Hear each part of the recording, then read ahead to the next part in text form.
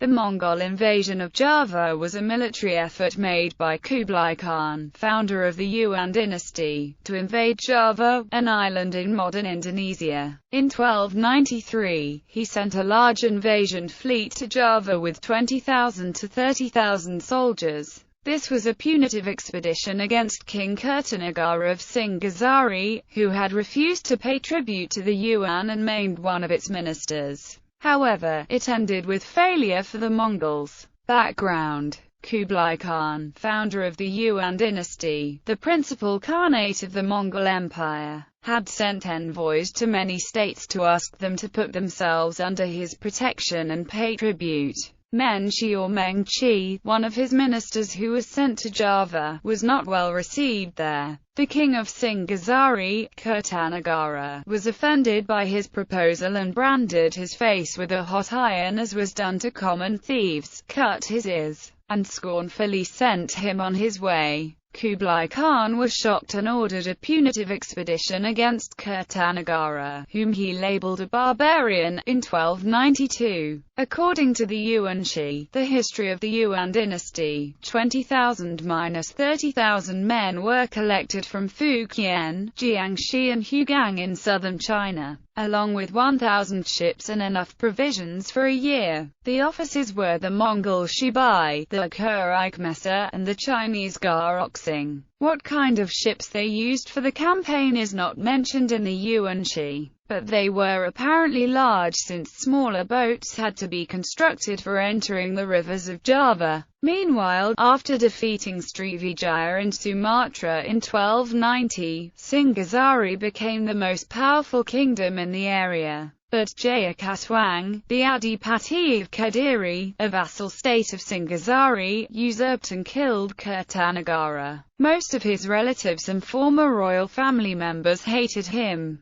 Kertanegara's son-in-law, Raden Wijaya, was pardoned by Jayakatwang with the aid of Madura's regent, Ayawara. Wijaya was then given the Tarik timberland. He opened that vast timberland and built a new village there. The village was named Majapahit, which was taken from maya fruit that had a bitter taste in that timberland. Invasion. The Yuan forces departed from southern port of Quanzhou, traveled along the coast of Dai Viet and Kampar along the way to their primary target. The small states of Malay and Sumatra submitted and sent envoys to them, and Yuan commanders left arfachis there. It is known that the Yuan forces stopped at Kolan. After arriving in Java, Shibai split their forces, sending one group ashore and another to proceed by boat. As noted in Kidung Panji Wijayakrama, they probably looted the coastal village of Tuban. When the Yuan army arrived in Java,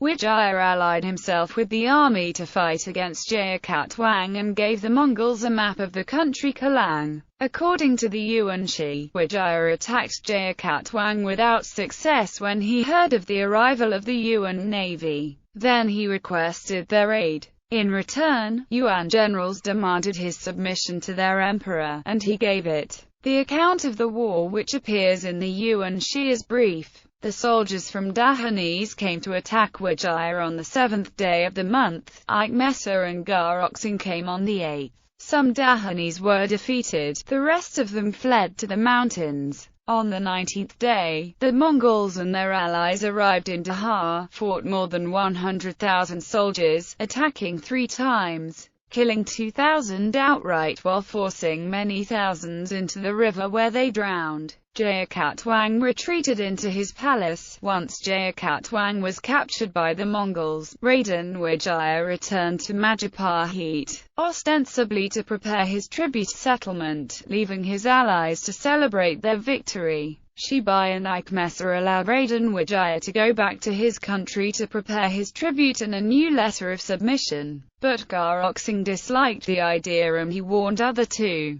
Wijaya asked the Yuan forces to come to his country unarmed. 200 unarmed Yuan soldiers led by 2 officers were sent to Raden Wijaya's country. But Raden Wijaya quickly mobilized his forces again and ambushed the Yuan convoy. After that, Raden Wijaya marched his forces to the main Yuan camp and launched a surprise attack. killing many and sending the rest running back to their ships. The Yuan forces had to withdraw in confusion, as the monsoon winds to carry them home would soon end, leaving them to wait on a hostile island for 6 months. The Yuan army lost more than 3,000 of its elite soldiers. Aftermath: the three generals, demoralized by the considerable loss of their elite soldiers due to the ambush, went back to their empire with the surviving soldiers. Upon their arrival, Kublai was condemned to receive 70 lashes and have a third of his property confiscated for allowing the catastrophe. Akhmesa also was reprimanded and a third of his property taken away. But Garoxing was awarded 50 taels of gold for protecting the soldiers from a total disaster. Later, Kublai and Akhmesa were shown mercy, and the emperor restored their reputation and property. This failure was the last expedition in Kublai Khan's reign. Majapahit, in contrast, became the most powerful state of its era in the region, which is now Indonesia.